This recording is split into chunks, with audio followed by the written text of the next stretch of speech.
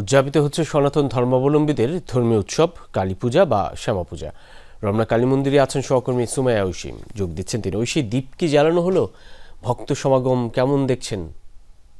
উজ্জ্বলনের যে আনুষ্ঠানিকতা সেটা কিন্তু কিছুক্ষণ আগে শুরু হয়েছে এই মন্দিরে, এবং এর মধ্যে প্রচুর ভক্ত এবং দর্শনার্থী এই তিথিতে আসলে দীপাবলি এবং কালী পূজার অনুষ্ঠিত হয়ে থাকে সনাতন ধর্মাবলম্বীদের।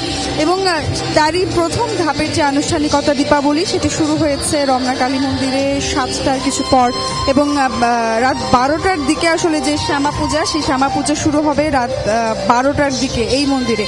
এবং এরই মধ্যে কিন্তু আমরা জানতে পেরেছি যে কালী পূজার যেই একটি আচার রয়েছে পাঠা বলি, সেটিও এই রমনা কালী মন্দিরেই পাঠা বলি হবে, এবং একই সঙ্গে অন্যান্য যে আচার রয়েছে, আনুষ্ঠানিকতাগুলো রয়েছে, সেগুলো পালিত হবে।